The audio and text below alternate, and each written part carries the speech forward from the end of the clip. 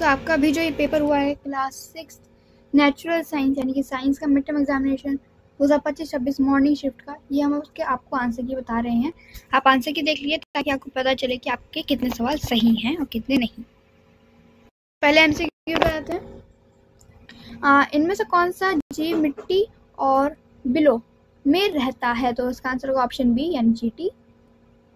उसके बाद नेक्स्ट वाले का आंसर होगा क्या कहते हैं ऑप्शन बी मेंढक। अगला देखिए नेक्स्ट यानी थर्ड का आंसर होगा ऑप्शन सी तुलसी। अगला इसमें से कौन सी बीमारी होती है आयोडीन की कमी से? तो फोर्थ का आंसर होगा ऑप्शन बी, जिसमें कहते हैं गले में गला हल्का सा लटक जाता है। ठीक है। उसके बाद देखिए डैश वसा का एक अच्छा स्रोत है, तो क्या होगा इसका आंसर? ऑप्शन बी होगा। उसके बाद देखिए लंबाई का मानक मात्रक है, क्या है?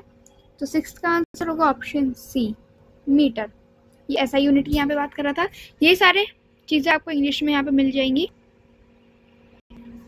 ठीक है, कोकोनट ऑयल और मीटर, ये सारे। ठीक है, फिर आते हैं सेवंथ पे। सेवंथ का आंसर होगा ऑप्शन ए झूला।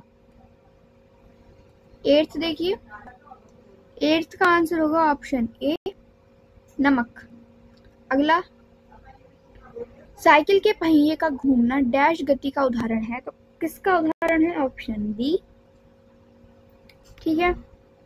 उसके बाद पृथ्वी के चारों ओर सबसे अधिक मात्रा में पाई जाने वाली गैस है नाइट्रोजन। ठीक है। पृथ्वी का कितना भाग जल से घिरा है? तो 2/3 भाग जल से घिरा हुआ है।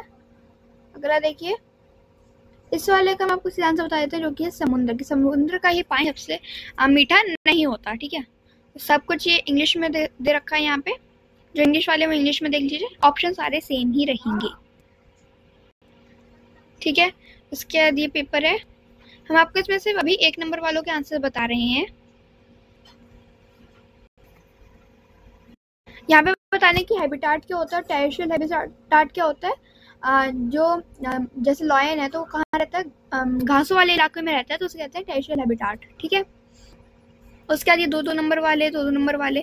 यहाँ पे आपको ट्रांसपेरेंट और ओपेक जो ऑब्जेक्ट्स होते हैं उनको उदाहरण देना है। तो कार्डबोर्ड कैसा होगा? ओपेक होगा। वाटर क्या होगा? ट्रांसपेरेंट होगा। एयर क्या होगी? ट्रांसपेरेंट होगी। आयरन डोर क्या होगा? ओपेक होगा।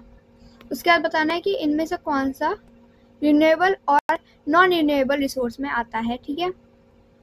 उसके बाद ऐसे ही कुछ क्वेश्चंस और भी हैं इसमें,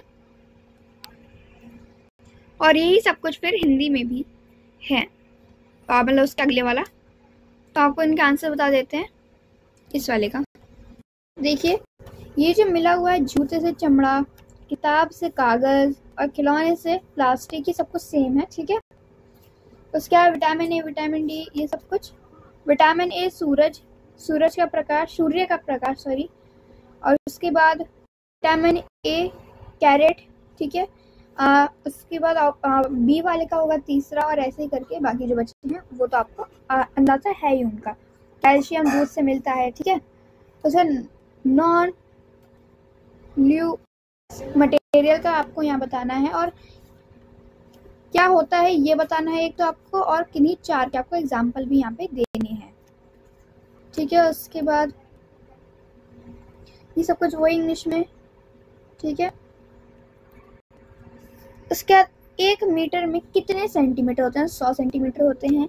5 किलोमीटर में 5000 मीटर होते हैं। और बच्चे का झूला झूलना कैसा उदाहरण है?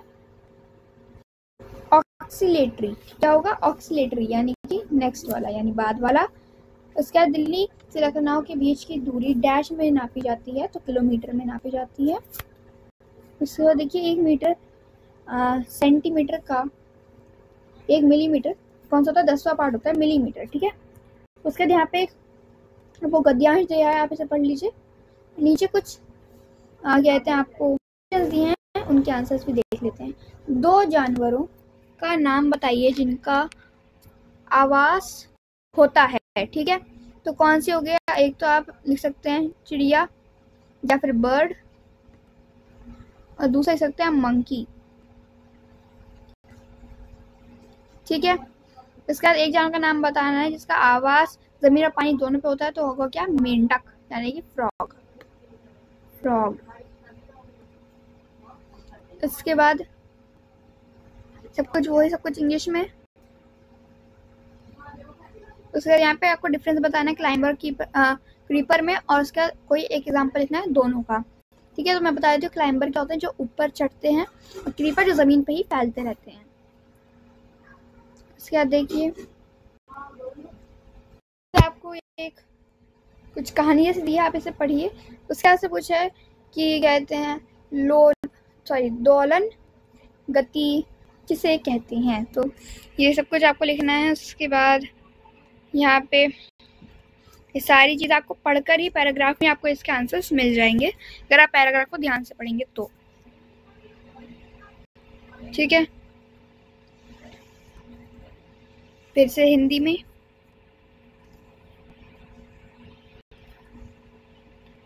और यहीं पे क्वेश्चन पेपर खत्म हो जाता है। Thank you watching, see you soon.